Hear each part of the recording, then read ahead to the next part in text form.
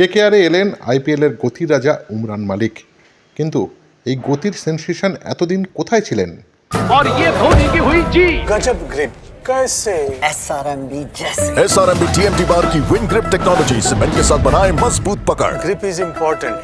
কাশ্মীরের পাহাড়ি নদীর মতো দুর্বার গতি ছিল তার। উমরান মালিকের বোলিংয়ের গতিতে মুগ্ধ হয়েছিল গোটা বিশ্ব। ভবিষ্যতের শোয়েব আখতার বলতেন অনেকেই। ব্রেটলি, শোয়েব আখতাররাও প্রশংসা করেছিলেন তাঁকে। স্পিডোমিটারে 145 কিলোমিটার প্রতি ঘন্টায় তোলা ছিল জলভাত। 145 থেকে 48 নিয়মিত বল করতেন তিনি। 163 কিলোমিটার প্রতি ঘন্টায় তোলা ছিল টার্গেট।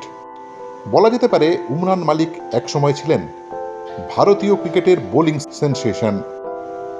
সেটা 2022-এর আইপিএল। সানরাইজার্স হায়দ্রাবাদের হয়ে দুর্দান্ত খেললেন। গতির কাছে পরাস্ত হচ্ছিলেন দুনিয়ার তাবড় ব্যাটাররা। তারপর ভারতীয় দলে সুযোগও পেলেন। খারাপ পারফরমেন্স করলেন তিনি জাতীয় দলের জার্সিতে। টি-20-তে 10-এর ওপর ইকোনমি রেট, একদিনের ক্রিকেটে 6-এর ওপর ইকোনমি রেট। বলের লাইন অ্যান্ড লেন্থ খুঁজে পাচ্ছিলেন না।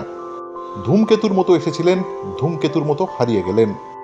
কোথায় হারিয়ে গেছিলেন উমরান মালিক? সাবমেরিনের মতো আবার ভেসে উঠলেন আইপিএলে। 2025-এর জন্য মেগা আইপিএল অকশনে প্রথম যখন তার নাম ডাকা হলো, আনশোল ছিলেন।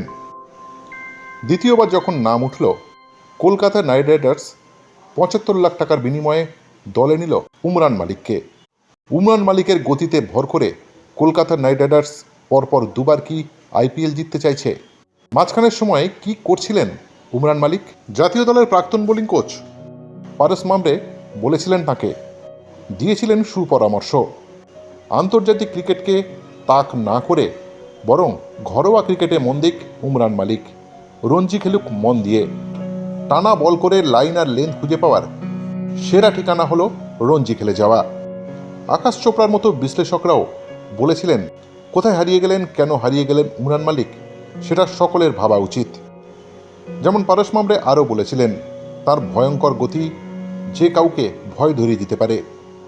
গতির জন্য উমরান মালিক সবার মাথায় থাকবেন, কিন্তু তার বলকে আরও ক্ষুরোধার করতে হলে শুধু গতি নয়, গতির সঙ্গে আরও অনেক কিছু প্রয়োজন, যেটা তাকে খুঁজতে হবে।